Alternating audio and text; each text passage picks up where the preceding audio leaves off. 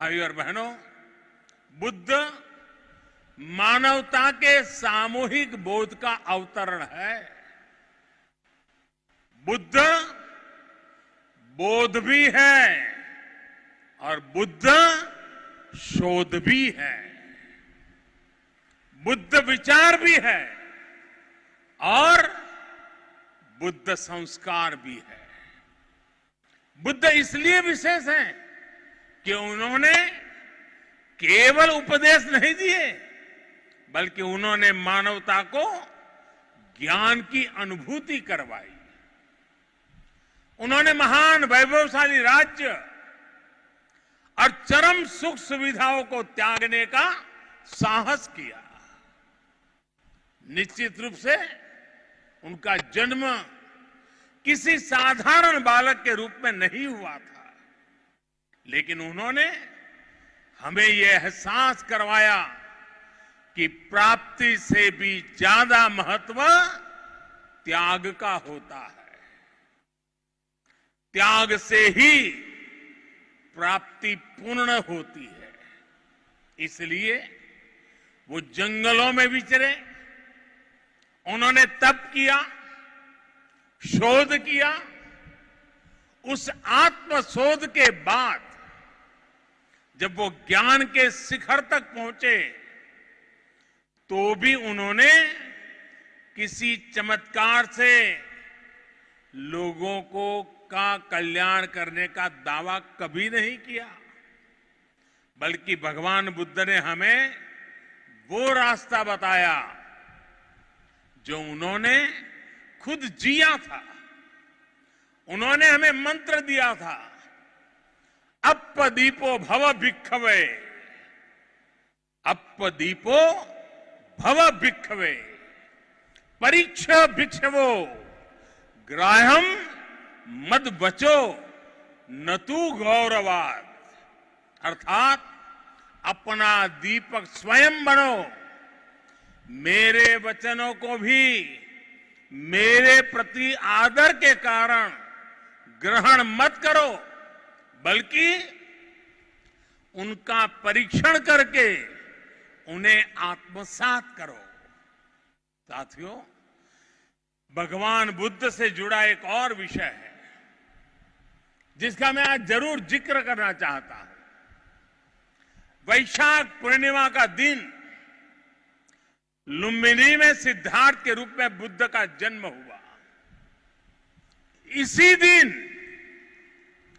बौद्ध गया में वो बोध प्राप्त करके भगवान बुद्ध बने और इसी दिन कुशीनगर में उनका महापरिनिर्वाण हुआ। एक ही तिथि, एक ही वैशाख पूर्णिमा पर भगवान बुद्ध की जीवन यात्रा के ये पड़ाव केवल संयोग मात्र नहीं था।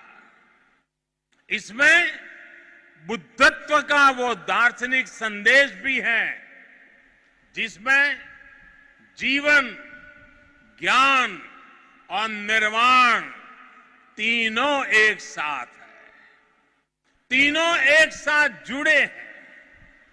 यही मानवीय जीवन की पूर्णता है और संभवतः इसीलिए भगवान बुद्ध ने पूर्णिमा की इस पवित्र तिथि को चुना होगा। जब हम मानवीय जीवन को इस पूर्णता में देखने लगते हैं तो विभाजन और भेदभाव के लिए कोई जगह नहीं बचती।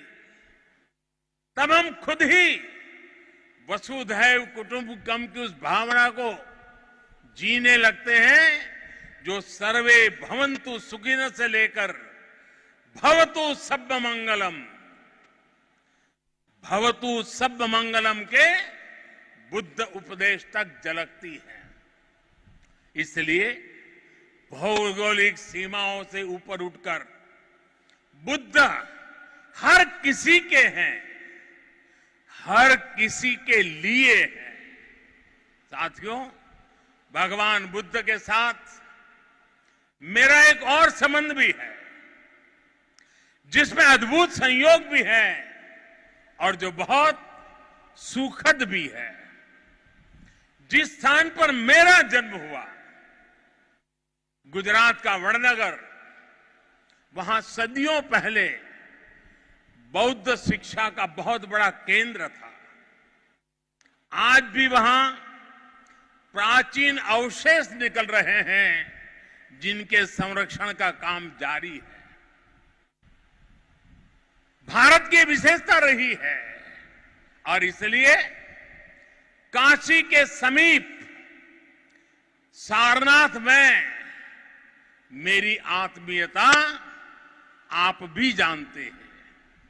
भारत में सारनाथ, बोध गया और कुशीनगर से लेकर नेपाल में लुम्बिनी तक ये पवित्र स्थान हमारी सांझी विरासत और सांझे मूल्यों का प्रतीक है।